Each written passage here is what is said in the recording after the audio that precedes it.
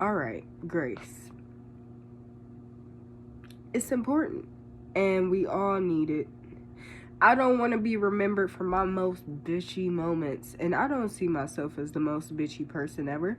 But somebody out there is holding on to a memory of me that I probably don't remember, and they remember you.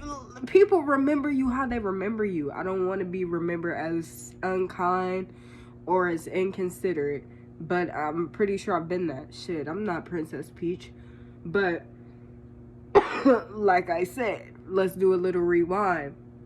Being in an energy that wasn't mine made me appreciate my own energy more. But I think the point in me having to go through this transition was for me to see what what being miserable really feels like. Like, when I don't want to say when people are negative and stuff like that. I don't want to bash people and where they're coming from, where they at, where they could be at, you know? But to know what it's like to feel bad makes me appreciate the fact that I genuinely be feeling good most times.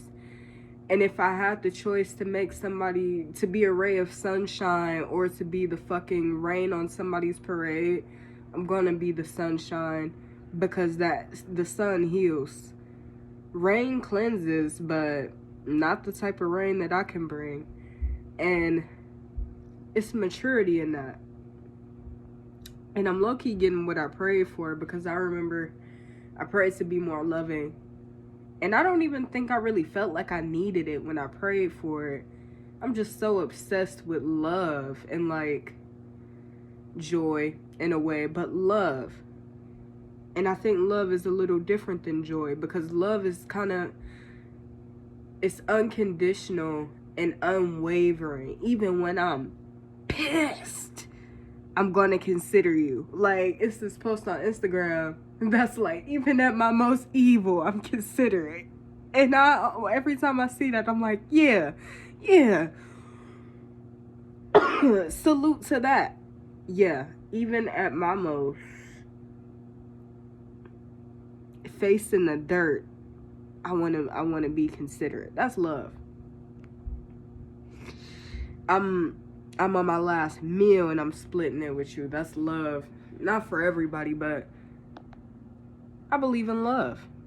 I believe in family. Like, a lot of stuff.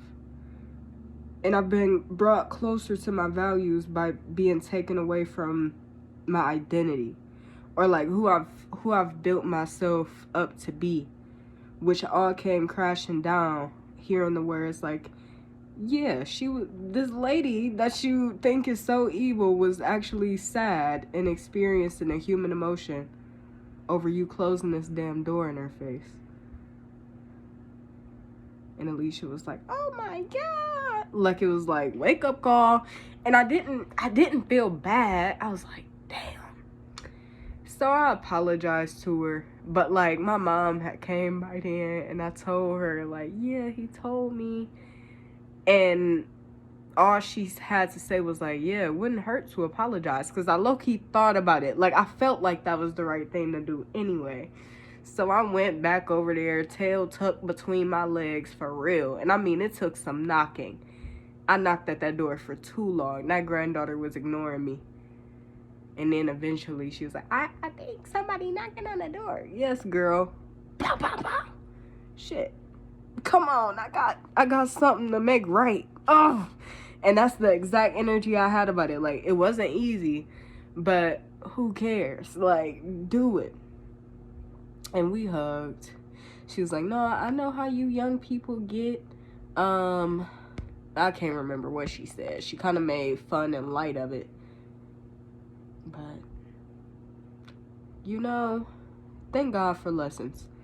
And humility, because big on that. And I mean shit. But even, this is the part that I kind of wanted to talk about. I have ran into enemies this year, or like on New Year's Eve.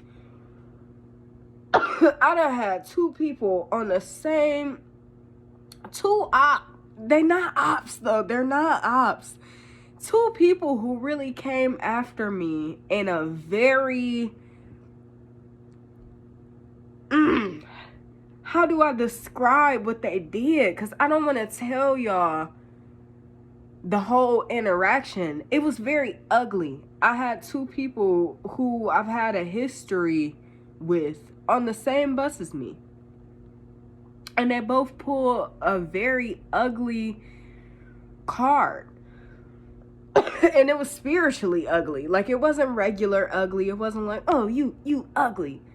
It wasn't like they called me out of my name. No, like, they tried to lower me down a peg. But I swear, both of these people have yelled at me for like 20. One guy yelled at me for like 20 minutes on one bus ride. At me, in my direction. Even when I didn't respond, he yelled at me. And this wasn't something... Both of these creatures did this unprovoked. And that's why I say this is spiritual. Like, when you see... I can't label what this is. Out of respect and out of love, I don't want to say, oh, demonic, because I've wore that shit out in the past. And so what? If God exists, demons exist. I don't have to give the demon the power, but I know a demon when it's talking to me. Like, they have both really played that type of role, right? And they were both on the same bus with me at the same damn time, and I ain't have no animosity, y'all. Like, nothing in me was festering or looking at them.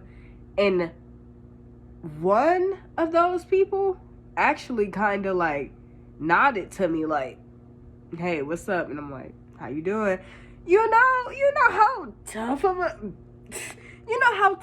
you gotta be to like really forgive and forget. Well, I didn't forget, clearly, but like, I'm getting exactly what I prayed for, and I'm high-key her.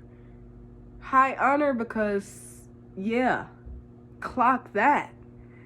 If y'all would have heard, like, the shit that came out of their mouth would have made the most Christian want to smack a bitch.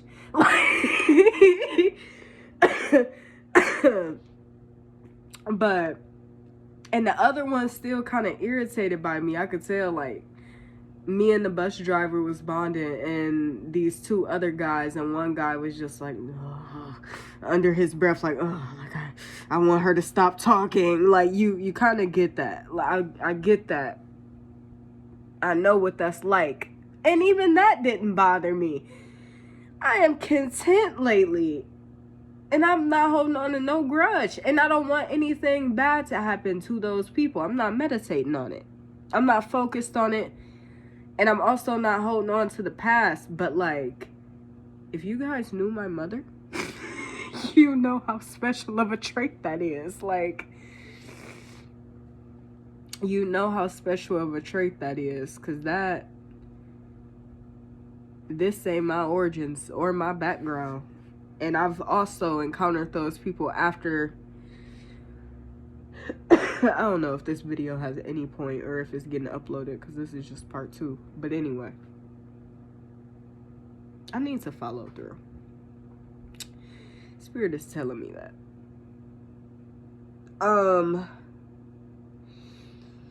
I've encountered both of those people closer to after that those bad interactions happened, and I was holding animosity. Like, I hated being in the same vicinity. Like, oh, this nigga, like, it was killing me. It was making me feel away. So to be a clean slate shorty in 2026 makes me very excited for this year. And I kind of got a warning for myself, like, this year may not be easy, but you're gonna grow. This year may not be easy, but you're gonna grow. And I don't believe in hard years.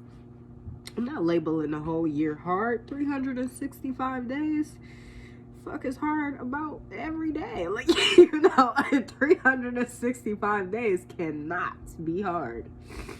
But I don't know, I think I'm gonna get rich this year. I feel fortunate right now, not necessarily rich. I don't like lying to y'all. So, you know, I could choose to feel rich. I feel very fortunate and I still feel blessed. But the lessons and like that heart chakra expansion that I just talked about with the love and the grace and all that shit, that matters more to me than a lot of other things. Because that means I'm going somewhere. And to me, wealth is an animosity-free life. Because everybody can't trigger you or get up under your skin, and you don't spend a whole lifetime holding on to bad experiences. Like, it leaves more room for love, and you will have more people on your team than you will against you. But yeah, y'all, Vaster out. I love you guys. I'm wishing you good health. Stay away from that cheese. I swear, like actual cheese that you eat. I swear I caught this little inflammation after eating a piece of pizza on New Year's Eve. And I think that's what got me sick.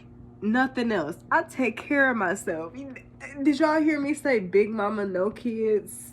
Big mama, no kids. I didn't deserve this sickness. It slowed me down though. It taught me some lessons, but stay away from that cheese. And get away from them sweets a little bit if you can, like that pop. I don't drink pop, but I know what it can do to you. Don't let shit slow your immune system down, because this shit is going around. But anyway, I love y'all.